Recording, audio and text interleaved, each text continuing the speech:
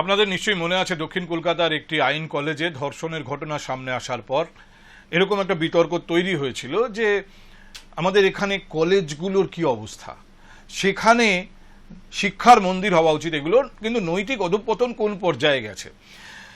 একটা সময়ে কিন্তু অনেকেই এই বিষয়টাকে, এই দক্ষিণ কলকাতা ল কলেজের বিষয়টাকে একটা বিচ্ছিন্ন ঘটনা ভাবতে চেয়েছেন, ভেবে শান্তি পেয়েছেন যে ওখানে এরকম হয়েছে। কিন্তু তার মানে এই নয় যে সব কলেজগুলো এইভাবে গোল্লায় গেছে। শেষ পর্যন্ত কিছুটা ফিকেও হয়ে গিয়েছিল সেই স্মৃতি আমাদের, মাঝখানে এত বড় নির্বাচন। কিন্তু এবার শিয়ালদা সুরেন্দ্রনাথ কলেজের 5 তলার ওপরে রীতিমতো সফিস্টিকেটেড এসি বেডরুম, তার সঙ্গে লাগোয়া টয়লেট, কি কাজে তা ব্যবহার হতো তা নিয়ে নতুন করে বিতর্ক, গোটা বিষয়টাকে একটা অন্য মাত্রা দিয়েছে। আমার সঙ্গে আজ স্টুডিওতে রয়েছেন অর্পণ বন্দ্যোপাধ্যায়। আপনারা ওকে এর আগে অনেকবার দেখেছেন আমাদের স্টুডিওতে। মূলত রাজনৈতিক বিতর্কের অনুষ্ঠানে তৃণমূল কংগ্রেসের মুখপাত্র হিসেবে অর্পণ এসেছেন, তৃণমূল কংগ্রেসের হয়ে কথা বলার জন্য অর্পণ এসেছেন। আরও একটা কারণ আজকে অর্পণকে স্টুডিওতে ডাকার, ওই সুরেন্দ্রনাথ কলেজে অর্পণ ছিলেন ছাত্র, ওখানে উনি তৃণমূল কংগ্রেস ছাত্র পরিষদ করেছেন বেশ কয়েক বছর। অর্পণ, আজকে যখন এরকম একটা ছবি সামনে আসে, যে কলেজে আপনি পড়েছেন প্রত্যেকের তার কলেজের সঙ্গে একটা ইমোশন জড়িয়ে থাকে, আজকে যখন সেই কলেজে এরকম ছবি, এরকম বিতর্ক দেখছেন, আপনি যে ছাত্র পরিষদ করেছেন টিএমসিপি, তার বিরুদ্ধে এই অভিযোগ শুনছেন, তখন আপনার প্রাথমিক প্রতিক্রিয়া কি হয়েছে? লজ্জা লাগছে। এবং যে ভাষা, শুধুমাত্র তো বেডরুম পাওয়া গেছে তা নয়, সুরেন্দ্রনাথ আইন কলেজ যেটা আছে, সুরেন্দ্রনাথ আইন কলেজের কমন কাম ইউনিয়ন রুম থেকে নিরোধ পাওয়া গেছে। আমার তো ডে কলেজ ছিল, আমি ডে কলেজে পড়াশোনা করেছি, ইংরাজিতে স্নাতক নিয়ে আমি পড়াশোনা করেছি 2016 থেকে 19, আমার যে টেনিওর ছিল।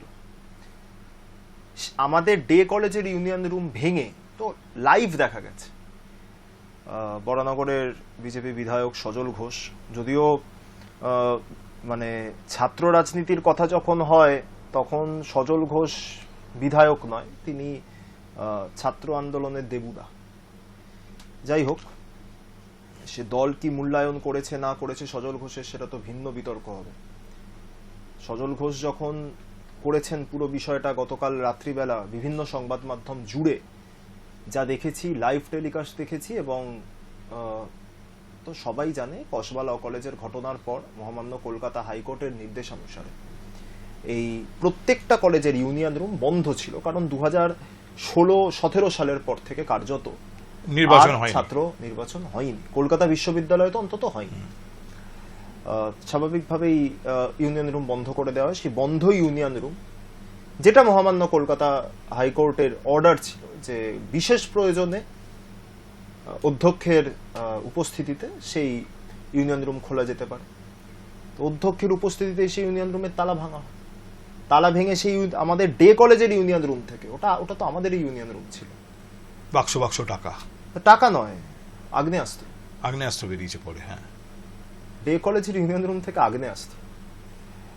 তাদের এই যে টাকার কথা আপনারা বলছেন না, আমি তো 2016 থেকে 19 সুরেন্দ্রনাথ কলেজে তৃণমূল ছাত্র পরিষদ করেছি। এখানে বলে রাখা দরকার যে মানে এই সমস্ত দুর্নীতির শিকড় হচ্ছে অর্থের বিনিময়ে ছাত্র ভর্তি।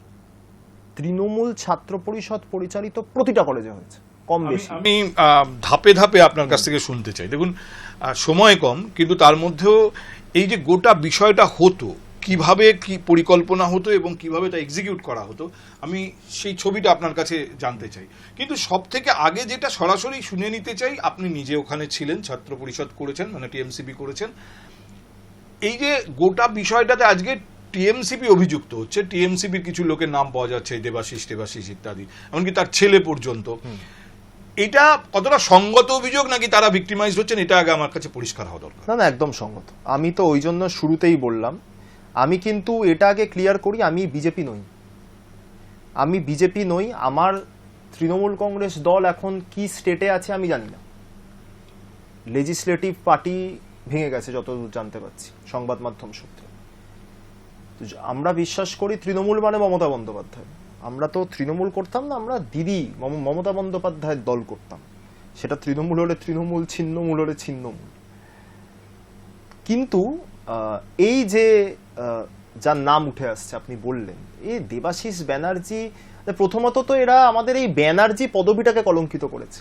আপনার পদবিও বন্দ্যোপাধ্যায়, আমার পদবিও বন্দ্যোপাধ্যায়, দিদির পদবিও বন্দ্যোপাধ্যায়, অভিষেক বন্দ্যোপাধ্যায়ের পদবিও। কিন্তু এরা কার লোক? দিদির লোক না অভিষেক? আমি বলছি এরা কারুর লোক না, এরা হচ্ছে গুন্ডা। গুন্ডা তো রাজনীতিতে প্রবহমান ভাবে থেকেছে, থাকছে, ভবিষ্যতেও থাকবে। এবার আমি যেটা বলছি, সিপিএম আমলেও গুন্ডা ছিল, কংগ্রেস আমলেও ছিল, বিজেপি আমলেও আছে, ভবিষ্যতে আরো বাড়বে। ঠিক, এবার আলোচনাটা অন্যদিকে চলে যাবে। আপনি অন্য কোন টেনিয়রের সঙ্গে তুলনা করবেন না। কলেজে বেডরুম হতে পারে কেউ ভাবে না। আমি একদম বলছি, আমি আপনাকে বলি, এই মুহূর্তে মমতা বন্দ্যোপাধ্যায়ের অন্তর্দলীয় তদন্ত করে দেখা উচিত যে এই কানকাটা দেবু, আমরা সিপিএম আমলে শুনেছি, আমার যারা রাজনৈতিক পূর্বসূরি তাদের মুখে শুনেছি হাত কাটা দিলীপ সিপিএম আমলে গুন্ডা ছিল, কানকাটা দেবু। গুন্ডার জায়গায় থাকুক, এই গুন্ডাগুলোকে নেতা বানালো কারা? কিসের স্বার্থে গুন্ডারা নেতা হলো? গুন্ডার ছেলে জেলা তৃণমূল ছাত্র পরিষদের সভাপতি হলো, কিসের স্বার্থে? এগুলো তো আমি বলবো প্রশাসন তার মতো তদন্ত তো করবেই। প্রশাসনের ব্যাপার না, এটা তো দলীয় ব্যাপার। না না না, দলের কেউ তো তাকে করেছে। দুর্নীতির তদন্ত যা হবে সেটা তো প্রশাসন করবে, পুলিশ যেরকম করে। কিন্তু আমি যেটা বললাম, গুন্ডাদেরকে তৃণমূলের নেতা কারা বানিয়েছে এটার অন্তর্দলীয় তদন্ত হওয়া উচিত। অর্পণ, আমার যেটা মনে হয় সাংবাদিক হিসেবে, এই মুহূর্তে তৃণমূল কংগ্রেস সম্পর্কে সাধারণ মানুষের খুব একটা উৎসাহ নেই। কাজে তৃণমূল কংগ্রেস কি তদন্ত করবে, তাতে কি রেজাল্ট বেরোবে, তা নিয়ে মানুষ ভাবছে না।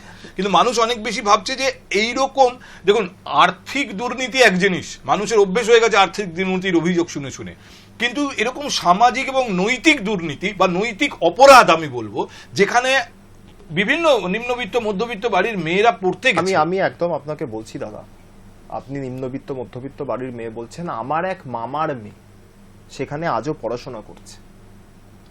সে ভর্তি হয়েছে 2024-এ, ঠিকঠাক পড়াশোনা করলে তার 2028-এ তার টেনিও শেষ হয়, যেহেতু এখন 4 বছরের গ্র্যাজুয়েশনের কোর্স। তো সে, আমার সেই বোনটি এখনো অবধি সেই কলেজের ছাত্রী, এবং যে সায়েন্স বিল্ডিং এ ওই রুমটা, কোনো সংবাদ মাধ্যম কোটান কোট বলছে কলেজে ওয়ো, লজ্জা লাগছে দেখে। আমি শুরুতেই বলেছি, শরীরের মধ্যে রক্তক্ষরণ হচ্ছে, হয়তো পুরুষ মানুষ বলে চোখ দিয়ে জল বেরোচ্ছে না, কিন্তু আমার সেই আত্মীয়া, আমার অনুজ প্রতিম, সে তো ওখানে পড়াশোনা করছে এখন, তাকে তো শেষ করতে হবে তার টেনিওরটা। আমি কালকে তাকে ফোন করি রাত্রিবেলা এবং তাকে আশ্বাস দিই যে পাকে থাকলেও প্যাকাল মাছ হয়ে থাকতে হবে। আমি প্রথম একটি সংবাদ মাধ্যমে ওই বৃত্তান্ত দেখি গতকাল, আমার সেই সংবাদ মাধ্যমের প্রতিবেদন বিশ্বাস হয়নি। আমি তারপরে গত 3রা মে পর্যন্ত যারা সুরেন্দ্রনাথ গ্রুপ অফ কলেজে, সেটা ওমেন্স হতে পারে, ডে হতে পারে, ইভিনিং হতে পারে, ল হতে পারে, যারা ছাত্র রাজনীতিটা করেছে, মানে ওখানে তো রাজনীতিক বানানো হতো না, ওখানে দালাল বানানো হতো, তাও যারা ওই দালালির মধ্যেও একটু আধটু রাজনীতিটা করেছে, তাদেরকে জিজ্ঞাসা করি যে এই বৃত্তান্ত সম্পর্কে। আমার সেই বোনটিকেও জিজ্ঞাসা করি এবং সে বলে এটা সত্যি। 2021 থেকে 26-এর মধ্যে কোনো এক বছরে, খুব সম্ভবত 2023-24 হবে, এই যে রুমটি দেখা যাচ্ছে, এই রুমটি তৈরি হয়েছে। সুদীপ ব্যানার্জি, নয়না ব্যানার্জি, স্থানীয় বিধায়ক, সাংসদ, কলেজের গভর্নিং বডির সদস্য, পূর্বতন সরকারের পক্ষ থেকে যে নমিনেটেড ছিল এই কানকাটা দেবু ওরফে দেবাশিস ব্যানার্জি। আপনি বললে অবাক হয়ে যাবেন, এই যে কানকাটা দেবু, এই নিজে আইনজীবী পেশাগতভাবে, এবং টপ টু বটম বেআইনি কাজ করেছে। এই ঘরটা কেন তৈরি হয়েছিল? দেখুন, সেটা তো আমি জানি না, কারণ আমি বলছি অ্যাকচুয়াল উদ্দেশ্য কি ছিল। আমি বলছি, আমি যখন ছাত্র রাজনীতি করা শুরু করি, আমার কাছে খুব ক্লিয়ার ভিশন ছিল। আমি দেখেছি কলেজে সিনিয়ররা, তারা কলেজটাকে আঁকড়ে বসে থাকে, কেন?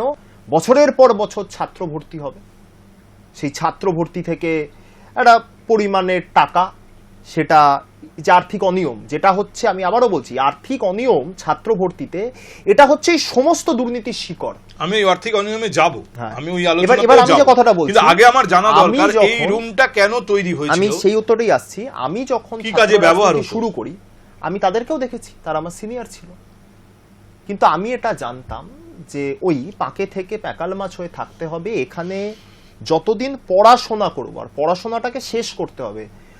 অনন্তকাল পড়াশোনার নামে চালিয়ে যাচ্ছি, সাথে কলেজেই পড়ে থাকছি, এটা নয়। পড়াশোনা শেষ করে বেরিয়ে এসে স্থানীয় রাজনীতি, ওয়ার্ড, ব্লক, জেলা, রাজ্য, এবং ঈশ্বরের কৃপায়, গুরুজনদের আশীর্বাদে সেটা করতে পেরেছি। 2019 অব্দি সুরেন্দ্রনাথ কলেজ, 2020 সালে আমার মধ্য হাওড়া বিধানসভা কেন্দ্রের বাংলা যুবশক্তি কর্মসূচি তৎকালীন তৃণমূল যুব কংগ্রেসের সভাপতি অভিষেক ব্যানার্জি আমি জানতে চাই যে আপনি কি তো খোঁজ মোদ্দা পেলেন কথা এই হচ্ছে, ঘরটা কেন তৈরি করা হয়েছিল, কি কাজে আমি বলছি 2020 সালের পর থেকে আমি কলেজের কোনো কর্মসূচিতে অংশগ্রহণ করি। 2020 সালের 28শে অগস্ট, আপনাদের নিশ্চিতভাবে মনে থাকবে, কোভিডের জন্য ওটা সর্বসমক্ষে হয়নি কর্মসূচি। আমি আমার কলেজে যে কর্মসূচি হয়েছিল সেখানে অংশগ্রহণ করেছিলাম সক্রিয়ভাবে। কিন্তু 2021 থেকে 26, আমি যেটা বললাম, এই শেষ 5 বছরে তৃণমূল কংগ্রেস আপনি সরকারের কারোর সঙ্গে শেষ 5 কথা বছরে বলে জানার চেষ্টা তাদের করেছেন তাদের ঘরটা কেন তৈরি হয়েছে? আমি যাদের সাথে কথা বলেছি, যারা আমার সমকক্ষ, তারা তো প্রত্যেকেই আমার সঙ্গে বেরিয়ে গেছে বেশিরভাগ, আর যারা বেরোয়নি তাদের সাথে আমার কোনোদিন যোগাযোগও ছিল না, কারণ তাদের ইন্টেনশন খারাপ, এটুকু বুঝতে পেরেছিলাম। বাকি যে জুনিয়রদেরকে ফোন করে জানতে চেয়েছি যে প্রথম কথা, যে সংবাদ মাধ্যম যে প্রতিবেদন দেখাচ্ছে সেটা সঠিক না বেঠিক, যারা সঠিক বলেছে তাদেরকে জানতে চেয়েছি আপনার প্রশ্ন, যেখানে কি হয়েছে, এবং তাদের বক্তব্য হচ্ছে, দাদা কি হয়েছে সেটা নয় আমরা আর আমাদের মুখে নাই বললাম, তুমি ভেবে নিতে পারো। দেখুন, আমি আপনাকে বলছি, লেটস কল আ স্পেড, যেটা কসবা ল কলেজে হয়েছিল, অভিযোগ হয়েছিল যে অপরাধ হয়েছে, ধর্ষণের ঘটনা হয়েছে ইউনিয়ন রুমে। আমি জানতে চাইছি যে সেটা কি একটা আনুষ্ঠানিক চেহারা দেওয়া হয়েছিল কিনা, কাউকে এক্সটর্ট করে, কাউকে ব্ল্যাকমেইল করে, বা কোনো কিছু পাইয়ে দেওয়ার লোভ দেখিয়ে ওই ঘরে নিয়ে আসার কালচার ওখানে চালু হয়েছিল কিনা? আমি তো প্রশাসনের কাছে অনুরোধ করব যে আমরা প্রত্যেকে এই সমস্ত প্রশ্নের উত্তর পেতে চাই, এবং এই সমস্ত প্রশ্নের উত্তর যারা সবচেয়ে ভালো দিতে পারবে, দ্যাট ইজ এই পিতা পুত্র কানকাটা দেবু এবং তার কুসন্তান। এবং শুধু এরা নয়, আরো আছে, নেক্সাসটা অনেক বড়। ওমেন্স ডে, ইভিনিং ল, আমি নাম করে করে বলে দিতে পারি। আপনি যদি আমায় বলেন এই নেক্সাসের সাথে কারা সরাসরি যুক্ত, বলুন, আমি নাম করে বলছি। নাম করে বলুন। ডে কলেজের শুভজিৎ বর্মন, শুভজিৎ চক্রবর্তী। ইভিনিং কলেজের রঞ্জিত রায়। এই রঞ্জিত রায় এমন একটি মানে বিখ্যাত প্রাণী, 2018 সালে আপনি আনন্দবাজার পত্রিকা, আমি নাম করেই বলছি, আপনি আর্কাইভ ঘেটে নিতে পারেন, 2018 সালে যখন উচ্চ মাধ্যমিকের পর কলেজে ছাত্র ভর্তি চলছে বিভিন্ন কলেজে, আনন্দবাজার পত্রিকার একদিন হেডলাইন ছিল ভূগোলে 90,000, ইংরাজিতে 65,000। এই রঞ্জিত কুমার রায়, এটা তো বাইরে থেকে এসে এখানে ঘাঁটি গেড়ে বসেছে। তারপর সেই সময় তো আপনি কলেজে ছাত্র পরিষদের সঙ্গে যুক্ত, টিএমসিপির সঙ্গে যুক্ত। আমাকে তো বাড়িতে, আমি তখন সেই সময় হচ্ছে আপনার সবে ফাইনাল ইয়ারে উঠেছি, আমাকে তো বাড়িতে তীব্র গঞ্জনার সম্মুখীন হতে হয়েছে। আমি এটা জানতাম আমার 1 বছরের টেনিওর বাকি আছে, আমাকে পাস করে বেরিয়ে আসতে হবে। লোকে তো ধরে নেবে যে ওই প্রসাদ এবং আপনিও আমি পেয়েছেন। আপনাকে এও বলি, ওই ঘটনার প্রতিবাদ করায় 2018 সালে যে ইউনিট তৈরি হয়, ইউনিয়ন তো ইলেকটোরাল বডি, ইউনিটটা তো নমিনেটেড বডি, ইউনিট যে তৈরি হয়, ওই ইউনিট আমাকে দায়িত্ব দেওয়া হয়নি। আমার এখনো মনে আছে, খুব সম্ভবত আমি 13 নম্বর রুমে ছিলাম, আমাকে নিচে অফিস থেকে ফোন করা হয়, ফোন করে বলা হয় যে ইউনিট তৈরি হচ্ছে। এসব ঘটনা বৃত্তান্ত হয়ে যাওয়ার পর একদিন ইউনিট তৈরি হচ্ছে, এবং সেই ইউনিটে তোমার নাম রাখার কথা আমরা ভাবছি, বা তোর নাম রাখার কথা আমরা ভাবছি, তো তুই রেগুলার স্টুডেন্ট না casual student? I was one of the regular students. তো আমি তাই বলি, আমি রেগুলার স্টুডেন্ট, মানে আমি সেকেন্ড ইয়ার পাস করে ফাইনাল ইয়ারে ভর্তি হয়েছি। আমাকে বলা হয় যে না, তাহলে হবে না, ক্যাজুয়াল স্টুডেন্ট লাগবে। মানে ক্যাজুয়াল স্টুডেন্ট মানে আমি যদি সেকেন্ড ইয়ার ফেল করে আবার সেকেন্ড ইয়ারে ভর্তি হতাম, ফাইনাল ইয়ারে ফেল করে ফাইনাল ইয়ার, মানে ফেল স্টুডেন্ট, তারা হচ্ছে তাদেরকেই নিতে হবে, তাদেরকে নিতে হবে, আমাকে একটা বলা হয়। এবং আমি তো আপনাকে বলছি যে যে ইউনিটগুলো তৈরি হয়েছিল, সেই ইউনিটে যারা যারা অফিসিয়ালি দায়িত্বে ছিল, আমি অর্পণ ব্যানার্জি, আমি সুরেন্দ্রনাথ কলেজের ইউনিটে কোনো অফিসিয়াল পোস্টে ছিলাম না, এই পাপের দায় আমার নয়। এবং আমি বলছি আপনাকে, তদন্ত হলে আমি প্রশাসনকে সাহায্য করতে রাজি আছি, ওই কলেজের একজন প্রাক্তন ছাত্র এবং প্রাক্তন ছাত্র নেতা হিসাবে, যাই বলুন। সাহায্য করবেন কিভাবে? আপনার কাছে কোনো এভিডেন্স আছে? আপনার কাছে কোনো প্রপার সেটা তো এভিডেন্স আছে কিনা, ফাইল আছে কিনা, সেটা তো সঠিক সময়ে সেগুলো দেখা যাবে। যদি থাকে তো আর্থিক দুর্নীতি সংক্রান্ত, অ্যাবসলিউটলি এইসব নৈতিক না, অপরাধ। নৈতিক আমি তো বলছি, আমি যতদিন কলেজে থেকেছি, এটা তো আমি যতদিন কলেজে থেকেছি ততদিনে এসব হয়নি, তাই এটা আমার বিশাল ক্রেডিট তা নয়। মোদ্দা কথা, আমি বা আমার সার্কেল, আমরা যারা যারা ছিলাম, আমরা যতদিন কলেজে পড়াশোনা এবং ছাত্র রাজনীতি করেছি তার ততদিনে এসব হয়নি।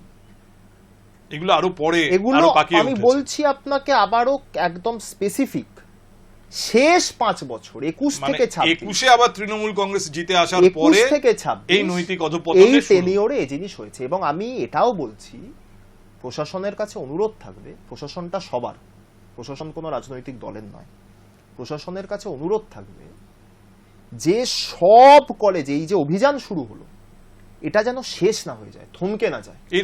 এর শিকড় কি মানে একদম সেই মানে ব্রাত্য বসু অবধি পৌঁছবে? না, আমার সেটা মনে হয় না, আমার সেটা মনে হয় না। এটা ওই কলেজে ঘাঁটি গেড়ে বসা কিছু মানুষ, কিছু প্রাণী বলবো, রাদার এদের প্রাণ আছে, মানুষ নয়, তাদের হিডেন ইন্টারেস্টে হয়েছে। আমার বিশ্বাস যে ব্রাত্য বসু, মমতা বন্দ্যোপাধ্যায় বা অভিষেক বন্দ্যোপাধ্যায় এই লেভেল অবধি এই শিকড়টা নেই, আমার এটা বিশ্বাস। বাকিটা তো তদন্তে উঠে আসবে, আমার বিশ্বাসটা তো সব কথা নিশ্চিতভাবে মানে আরেকবার হয়তো তখন আপনি আবার এই ভেতরে রক্তক্ষরণ হবে, হতে পারে, সেই সম্ভাবনা। এবং আমি শুধু এটুকু আপনাকে বলছি, আমার অনুরোধ প্রশাসনের কাছে যে এই অভিযান যেটা গতকাল সুরেন্দ্রনাথ কলেজ দিয়ে শুরু হয়েছে, সেটা যেন থমকে না যায়। সুরেন্দ্রনাথ, বঙ্গবাসী হোক, বিদ্যাসাগর, মনীন্দ্র, মাননীয় বিধায়ক সজল ঘোষ, তার নিজের সিটি কলেজ, যদিও একটা দীর্ঘ সময় তিনি সিটি কলেজের বাইরে ছিলেন, ঢুকতে পারতেন না, মানে এই জিনিস থেকে শুরু করে এই জিনিস কি আরো কলেজে থাকা সম্ভব? অ্যাকচুয়ালি থাকা সম্ভব, কারণ যদি সুরেন্দ্রনাথে হতে পারে তাহলে কসবা ল কলেজ তো পদ দেখিয়েছিল, তখন এই ইনকোয়ারি হতে পারত। এবার দেখুন, তখন আমরা তৃণমূল কংগ্রেস আইটি সেলের রাজ্য কমিটির সদস্য, তো স্বাভাবিকভাবেই তৃণমূল ছাত্র পরিষদের বিরুদ্ধে যদি ক্রিটিসাইজ করি, সেখানে একটা দলের মধ্যে একটা আলাদা পরিবেশ তৈরি হতে পারতো, যেটা অনভিপ্রেত হতো। তো আমরা সেই বিষয়ে কোনো কথা বলিনি, আমরা সার্বিকভাবে দলের স্বার্থ যেন ক্ষুণ্ণ না হয় সেই চেষ্টাই করেছি সর্বত্র, সংবাদ মাধ্যমের সামনে। যে দল এগুলোকে প্রশ্রয় দিচ্ছে, না, দল তো প্রশ্রয় দিল না, মানে কসবা ল কলেজের ঘটনা যখন সামনে এলো তখন তো দল প্রশ্রয় দিল না, মানে তখন তো সরকারিভাবে এনকোয়ারি হয়নি যে এই একই ধরনের নেক্সাস অন্য কলেজগুলোতে কাজ করছে কিনা, অন্য কোথাও এরকম মেসেজ পার্লার তৈরি হচ্ছে কিনা। দাদা, ভুল হয়েছে বলেই না আজকে দল সরকার থেকে চলে গেছে, ভুল তো হয়েছেই, এটা তো অস্বীকার করার কোনো জায়গা নেই। কিন্তু আমি বলছি, সেই সরকার ভুল করেছে, আমি মেনে নিচ্ছি। তৃণমূল কংগ্রেস সরকার, আমরা যে দলের সাথে সম্পৃক্ত ছিলাম বা আজও আছি দলের একজন কর্মী হিসাবে, দিদির দল, সেটা তৃণমূল ছিন্নমূল যাই হোক, সেই দল ভুল করেছে, মেনে নিচ্ছি। তাহলে নতুন সরকার এসছে, মানুষ অনেক আশা আকাঙ্ক্ষা নিয়ে ভোট দিয়েছেন, নিশ্চিতভাবে নতুন সরকার ভুল করবে না, নতুন সরকার নিশ্চিতভাবে এই টাকার কুমিরগুলোর সাথে কোনো রকম সেটিংয়ে যাবে না, এটুকু বিশ্বাস রাখতে পারি। তো নতুন সরকার এবং তার প্রশাসনের কাছে অনুরোধ থাকবে যে অভিযান শুরু হলো সাধুবাদযোগ্য, এই অভিযান যেন উত্তর, দক্ষিণ, পূর্ব, পশ্চিম, কলকাতা নির্বিশেষে সর্বত্র হয়। সুরেন্দ্রনাথ হোক বা মনীন্দ্র, বিদ্যাসাগর হোক, সিটি হোক বা বঙ্গবাসী হোক, কিংবা আশুতোষ কিংবা হেরেম্বচন্দ্র, সব কলেজেই যেন এই অভিযানটা হয়। আর কোথায় কোথায় এরকম মেসেজ পার্লার তৈরি হয়েছে, মেসেজ পার্লার কোথায় কোথায় তৈরি হয়েছে, এবং আমি তো বারবার আপনাকে বলছি, আমি শুধু মেসেজ পার্লার তো বলবো না, শিকড়টা তো দেখতে হবে। মূল হচ্ছে ছাত্র ভর্তির সময় নগ্ন আর্থিক অনিয়ম। আচ্ছা, এখানে আমার যদ্দূর মনে আছে ব্রাত্য বসু শিক্ষামন্ত্রী হলেন, প্রথমে আলোচনা শুরু হলো যে একটা ইউনিফাইড অ্যাডমিশন সিস্টেম হবে, ওয়েবসাইটের মাধ্যমে ছাত্রছাত্রীরা অ্যাপ্লাই করতে পারবে। 13-14 এই সময়ের কথা বলছি, কি 12-13, হ্যাঁ, যে এইগুলো হবে এবং একটা ট্রান্সপারেন্ট অ্যাডমিশন সিস্টেম, সমস্ত সরকারি কলেজ ওই একই অ্যাডমিশন সিস্টেমের মধ্যে থাকবে। ব্রাত্যবাবু চলে গেলেন শিক্ষা দপ্তর থেকে, পার্থ চট্টোপাধ্যায় এলেন, কোনো ইউনিফাইড সিস্টেম তৈরি হলো না। লাস্টে পার্থবাবু আবার চলে গেলেন, ব্রাত্য ফিরে এলেন, ইউনিফাইড সিস্টেম তৈরি হলো না। এটা আমি আপনাকে বলি, হয়তো আপনার কাছে সঠিক তথ্য আছে বা নেই জানি না। ব্রাত্যবাবু যখন আবার ফিরে এলেন, তারপরে কিন্তু ইউনিফাইড সিস্টেম তৈরি হল। 2 বছর লেগেছে। 2 বছর লেগেছে। 2 বছর লেগেছে একটা সিস্টেম হয়তো তৈরি করতে, একটা এতদিন ধরে চলা একটা তার মানে এটা তৈরি করা হচ্ছিল না কি জন্য? ওই বিশাল পরিমাণ যে টাকা হতেই পারে যে একটা কোনো নেক্সাস সেটাকে তৈরি হতে দিচ্ছিল না।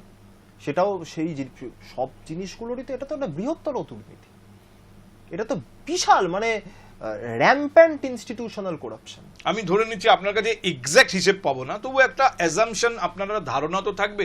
ধরুন যে সময় ইউনিফাইড সিস্টেম ছিল না, প্রতি বছর শুধুমাত্র সুরেন্দ্রনাথের এই 5টা কলেজ বা 4টে যে কটা আছে সব মিলিয়ে অ্যাডমিশনে কত টাকা উঠতে পারে এইভাবে? অঙ্কটা তো কোটির অঙ্ক, শুধু একটা কলেজেই। হ্যাঁ, একটা গ্রুপ অফ কলেজ নয়, একটা কলেজে বার্ষিক যদি অঙ্ক বলেন সেটা কোটির অঙ্ক। আমি কি বলছি, র্যাম্প্যান্ট করাপশন হয়েছে। আমি অন্য কলেজের কথা জানি না, অন্য কলেজের দায়িত্ব আমি নেব না। আমার কলেজে মানে শুধু ডেতে সুরেন্দ্রনাথ ডে, হ্যাঁ শুধু ডে কেন, সমস্ত কলেজেই ল, আপনার শুধু ডে কলেজে কত টাকা কালেকশন হয়েছিল? গ্রুপ অফ কলেজের অন্তর্গত প্রতিটা কলেজে বার্ষিক অঙ্কটা কোটির অঙ্ক। এবং আমি আপনাকে বলছি, বিষয় ভিত্তিক আর্থিক অঙ্ক বাঁধা ছিল। ফিজিক্স অনার্সে এত, ইংলিশ অনার্সে এত, মানে what ever is the marksheet, what ever. যদি নাম্বারটা খারাপ থাকতো তাহলে সেই টাকাটা বাড়তো। ছাত্রছাত্রীদের এরম ভাবে বোঝানো হতো যে তোমার নাম্বার খারাপ আছে, তাই চাপ আছে, বুঝতেই পারছো তো, একটু বেশি লাগবে। আর যার ভালো হতো সে ওই এক্সাক্ট অ্যামাউন্টটা দিত। তথ্য, প্রমাণ, প্রামাণ্য নথি আছে, খুঁজলেই পাওয়া যাবে। মানে তৃণমূল কংগ্রেসের সরকারের জমানাতে বছরের পর বছর এই জানি এত হইচই যে ঘুষ নিয়ে চাকরি দেওয়া হয়েছে, ঘুষ নিয়ে ভর্তিও করা হয়েছে। হ্যাঁ, ছাত্ররা ভর্তি হয়েছে not on basis of merit. না, not on basis of merit আমি নিশ্চিতভাবে বলবো না। একটা শ্রেণী নিশ্চিতভাবে on the basis of merit ভর্তি হয়েছে এর মধ্যেও, কিন্তু রেশিওটা হয়তো দেখা যাবে যে ঘুষেরটাই বেশি। না, আমি তো নিজে ভর্তি হয়েছি on the basis of merit 2016 সালে। তখন অবধি কি এই জায়গাটা এত মারাত্মক জায়গায় পৌঁছেছিল? দেখুন 2016 সালে কি দুর্নীতি হয়েছে সেটা তো আমি জানি না, আমি তো সেই সময় ভর্তি হয়েছি। ঠিক আছে, 17 থেকে দেখছি, 18-19-এ দেখেছি নগ্নতা, পৈশাচিকতা। পৈশাচিকতা শব্দটা আমি কেন প্রয়োগ করলাম পার্থদা? এটি এক সবজি বিক্রেতা, সেই সবজি বিক্রেতার সন্তান, তারও তো কলেজে পড়ার অধিকার আছে। সে স্থানীয় বিধায়কের, তৃণমূল বিধায়ক, তার লেখা চিঠি নিয়ে এসছে। এই গুন্ডা, তোলাবাজ, কানকাটা দেবু সে মানেনি, এবং অশালীন, কানে নেওয়া যায় না যার যে ভাষায় কথা বলতো। কার ছেলে কার ভাই আমি আর বলছি না, এই ভাষা ছিল। এসব পাপের ফল, আমি বলছি পাপের ফল। আমি নিজে ঈশ্বর বিশ্বাসী, এবং ছাত্রছাত্রী আমরা যারা এই র্যাম্প্যান্ট করাপশনের পার্ট হতে চাইনি, যারা বর্ধিষ্ণু পরিবার থেকে এসেছি, আপনি প্রশ্ন করতেই পারেন যে ভাই 2019-এ বেরিয়ে যাবার পরেও তুমি একাধিক দায়িত্বে ছিলে। আমি জেলা তৃণমূল ছাত্র পরিষদের সাধারণ সম্পাদক ছিলাম, জেলা তৃণমূল যুব সম্পাদক ছিলাম। গত 12ই এপ্রিল পর্যন্ত প্রায় 980 দিন হবে, আমি যদি খুব ভুল না হই, রাজ্য তৃণমূল কংগ্রেস আইটি সেলের সম্পাদক ছিলাম রাজ্য কমিটি। তখন কেন এগুলো বলিনি? দলের ভেতর বলেছি, ব্যক্তিগত আলোচনায় বলেছি, ঘনিষ্ঠ বৃত্তে বলেছি, বাবা মায়ের সামনে বলেছি, কোথাও তো বলতে হবে, নিতে তো পারছি না, বলেছি। বাবা মা ভয় পেয়েছেন, এরা প্রভাবশালী, এরা যদি কোনো ক্ষতি করে দেয়, আর আমি আমার বাবা মায়ের একমাত্র সন্তান, তারা ভয় পেয়েছেন। কিন্তু আজকে তো আর কিছু নেই, এরা তো কাগজে বাঘ আর ছেঁড়া কাগজটা তো এক এক করে ছিঁড়ে যাচ্ছে। তো আজকে তো বলতে কোনো দ্বিধা নেই। অর্পণ, আমাদের থামতে হবে কারণ হাতে সময় শেষ। আমিও আশা করব আপনি যেরকম বলেছেন যে এই অপরাধে যারা অপরাধী, আর্থিক তছরূপ প্রচুর হয়েছে, সমস্ত ক্ষেত্রে হয়েছে, এত হয়েছে যে এখন আর এগুলো আমাদের সেভাবে প্রতিক্রিয়াই আমরা দেখাই না আর্থিক তছরূপের গল্প শুনলে, অভিযোগ শুনলে। কিন্তু এই সামাজিক এবং নৈতিক অপরাধগুলো, এগুলো আমার মতে অনেক বেশি মারাত্মক, এবং এগুলো ঠিকঠাক যদি সরকার না দেখে, এই অপরাধীদের যদি কোনোভাবে জাল থেকে বেরিয়ে যাওয়ার সুযোগ সামনে থাকে এবং তারা সেটা বেরিয়ে যায়, সেটা মারাত্মক ভুল হবে এই সরকারের। আমরাও আশা করব যে ম্যাক্সিমাম প্রায়োরিটি দিয়ে বর্তমান রাজ্য সরকার এই বিষয়গুলি দেখবেন। ধন্যবাদ অর্পণ আমাদের সময় দেওয়ার জন্য। ধন্যবাদ আপনাদেরও।